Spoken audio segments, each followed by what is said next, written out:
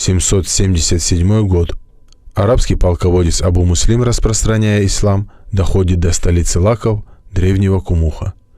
Удивлению миссионеров не было предела, когда они обнаружили здесь разветвленный водопровод, система неведомо когда и кем проложенная глубоко под землей. Как утверждают исследователи, это знаменитая иранская киаризная система водоснабжения, возникшая в северной части Ирана в середине первого тысячелетия до нашей эры. Киариз – сложное гидротехническое сооружение, представляющее собой систему колодцев, соединенных подземными галереями. Недалеко от Кумуха, в местечке Туркаллерат, находится естественный подземный резервуар воды, откуда и берет свое начало эта система. Все самотека места сделать специальные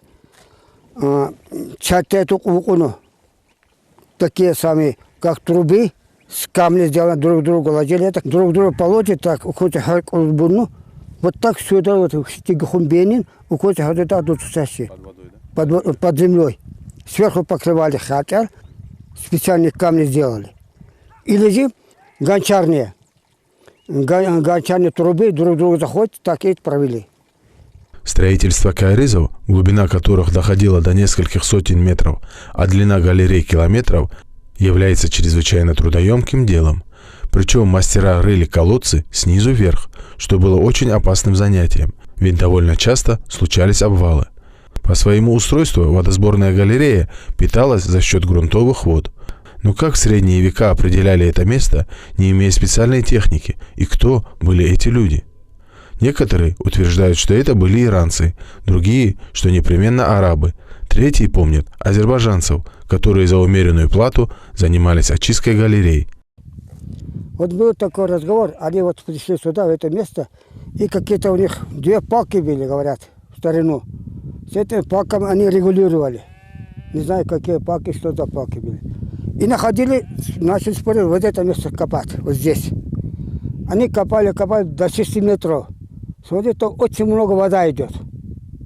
Откуда еще вода идет? Здесь сделали они основание. Это основание начали проводить воду Кумух. Как показано на рисунке, от резервуара рыли подземную траншею с поперечными колодцами к населенному пункту. Внутри высота галереи на разных участках составляет от полуметра до 2 метров. Высота же колодцев в зависимости от местности разная. По рассказам тех, кто туда спускался, в некоторых местах до 20 метров. Колодцы служили своеобразными шахтами для спуска на случай обвала или других ремонтных работ. После предварительной сухой проходки галереи в ее ложе вырубались канавки для керамических или гончарных труб. Причем они шли не по центру галереи, повторяя ее изгибы, а по кратчайшей линии. Вот в этом месте было, открылась сама эта яма, крыша упалась, и был открыт долго-долго. Сюда упала одну барашку. Одного человека привязали, мужчины привязали его на веревке, отпустили туда вниз. Это был 48 год. Первые барашку вытащили, наверх подняли. Второй раз это саму человека. Это люди начали, ну как там. Там, говорит, трасса есть, которые могут нагнуть и ходить туда и сюда. Трасса. Вот так он рассказывал, такой случай получился. К сожалению, точное местонахождение всех очистных колодцев никто не знает. Утрачены и карты с описанием и чертежом. А те старейшие жители села, которые что-то помнят, постепенно переходят в мир иной. Да и отношение самих кумухцев к старинному водопроводу очень разное. Кто-то старается, обнаружив подземную галерею, ее аккуратно закрыть, поставив все на свои места. Другие же попросту засыпают их. И на этом месте вырастают новые строения. Один из таких случаев обвала и открытия одного из колодцев в районе рынка был заснят на любительскую камеру. Удивительное дело, да, вообще. Еще знаешь, там могли и мусор насыпать там. Мусор тоже накидали. Да, да. Там буквально, может, полметра, даже метр может быть. Скорее всего, здесь плита была, она провалилась, наверное, вот, потому что там тоже плита. Отлично. Туда плита уходит. Понимаешь? Да, да, да. Что-нибудь побольше надо кинуть, пакет, чтобы видно было здесь. Пакет особенно, так сколько пакетов там. Да, да, вот это. Подожди, белый, да? Подожди. что вы видели, это около базара же, да, это? Это место надо запомнить, а то его скоро закопают 100%, и потом... Я говорю, нельзя давать закапать это место. Плиту накрыть. Не, тут представьте, если ребенок упадет. Летит. Не, ну это же можно по-другому обезопасить. Это можно плиту Там легкое поставить. что-то, там еще что-то есть. Да, да, есть. Мухимагово. Там перепутали, желтую сделать, Сегодня этого колодца уже нет. Его просто засыпали землей, а место это огородили. Наверняка здесь скоро что-то построят. Вот так уничтожаются следы старинного водопровода, дошедшего и сохраненного до нас нашими предками. Как утверждает наш добровольный гид Ибрагим, такое варварское отношение характерно для последних 20 лет. А до этого, скажем, в годы советской власти, все работало. Были люди, которые следили и даже очищали подземные галереи. В 90-е, хоть и был бардак, ничто не уничтожалось. Наоборот, были люди, которые пытались снести водопровод в реестр наследия ЮНЕСКО. И только с приходом 21 века все стало с ног на голову. В начале 70-х, конец 60-го года, я вот прекрасно помню, здесь было установлено какое-то приспособление, спускали вниз людей и очищали трассу. Очищали, с ведром вытаскивали воду. Это сами грязь, туда-сюда, вот это вещи, и отремонтировали. Отремонтировали эту воду, работало на несколько месяцев. Опять перестало. Опять перестало, вот так перестало, и так, и все. Конец. Эта вода больше не появилась. Еще одним местом, куда была проведена вода, это старинная мечеть, находящаяся рядом с Кумухским озером. Построена она Сурхайханом I в 1726 году, о чем свидетельствует надпись на камне, хранящаяся сегодня в Махачкалинском музее. Примечательна она еще и тем, что здесь было несколько помещений. Одно для богослужений, в другом могли отдохнуть и найти ночлег уставшие путники. И, конечно, место для омовения, где при желании можно было и искупаться, о чем свидетельствует сохранившийся небольшой бассейн. Сегодня силами джамаата села здесь идут реставрационные работы, но, к сожалению, этого недостаточно. Нужны специалисты-реставраторы, да и финансовая помощь не помешает.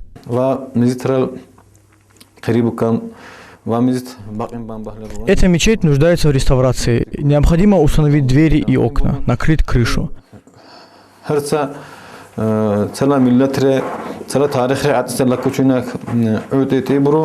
Поэтому всех, кто любит свой народ, призываем, приходите, подумаем, как и что лучше сделать, чтобы в будущем, постелив здесь ковры, совершив здесь же омовение, можно было совершать намаз в этой старинной мечети.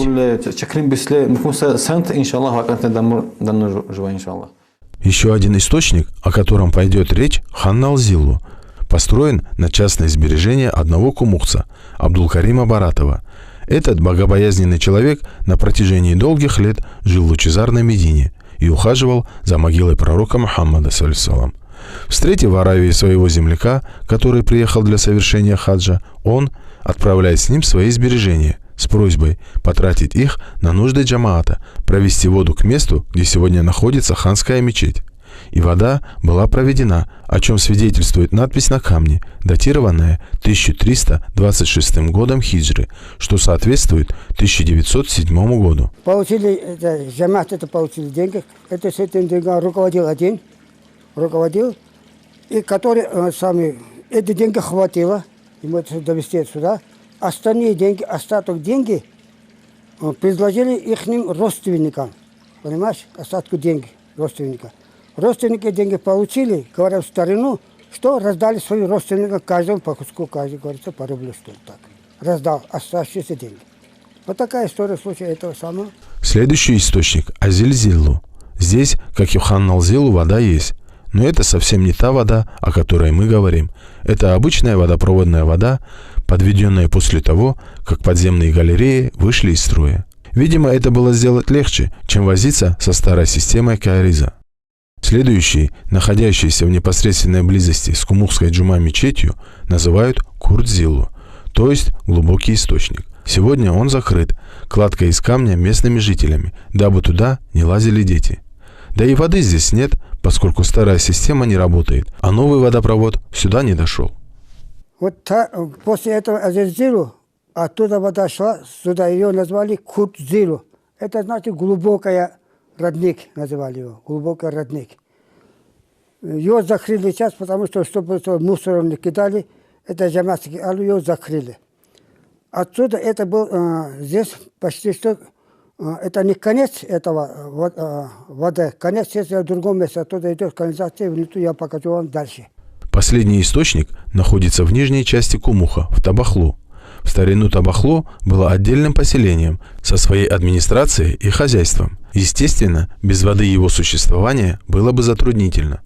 Отсюда шла последняя часть Каариза, которая заканчивалась у реки Казикмухская Кайсу. Протяженность всего водопровода по нашим подсчетам составляет около 3 километров. Сегодня утрачен и этот источник. Вход в него закрыт, очистные колодцы засыпаны, а на их местах возведены новые постройки. Многие кумухцы даже не знают о том, что здесь когда-то была вода.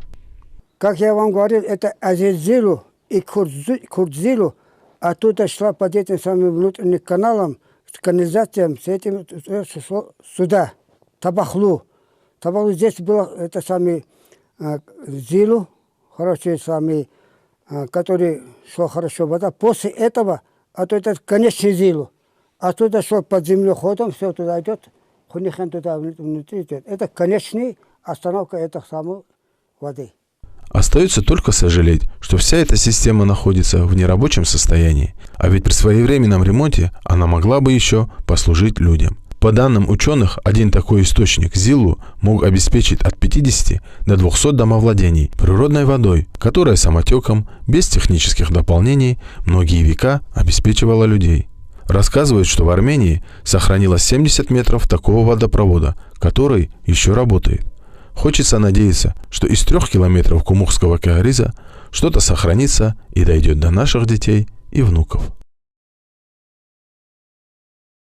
30-е годы, 36-й год, когда был выбран председателем сельсовета, Кумухского сельсовета, был выбран Шаулука Устабутта. Это мой дядя. Он был очень почетный, очень трудолюбивый, хозяйственный человек, для Кумуха.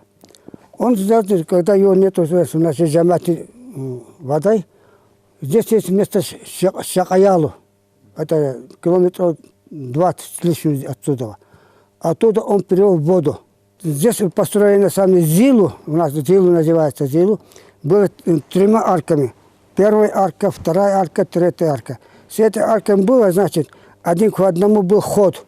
Вода шла с одного на другой, другой на третий, вот так. И там и коровы, и лошади тоже напоились водой, и люди набирали воду. Потом я был маленький патрон, тогда это было, наверное, 48-47 года. Вода перестала сюда ходить, не знаю, что там случилось. Может, трасса самая испортилась, может, родник испортилась. Вот так и перестал сюда воду ходить. Вот так. Здесь был амбар, большой амбар был, который остойник, большой остойник был. Короче говоря, после войны, 50-е годы, начали снимать АКХ, то туда-сюда начали снимать это камни, сняли его, убрали вообще-то. Уничтожили, короче говоря. И амбар уничтожили, и это арки уничтожили, все уничтожили. Потом мы джаматом просили свою самую администрацию, тогда райисполком был. Райисполком обращались, давай нам делать Зилу, воду в Коран, чтобы набрали воду. Тогда был председатель сельсовета, был очень хороший человек, Гусейнов, Макай Гусейн. Макай Гусейн был очень хороший, порядочный мужчина, был, работал председателем сельсовета. Он тоже походатайствовал, и привели воду трубами, оттуда сюда сделали новый, это кран, новый Зилу сделали. Это благодаря этому Гусейну, председатель самый.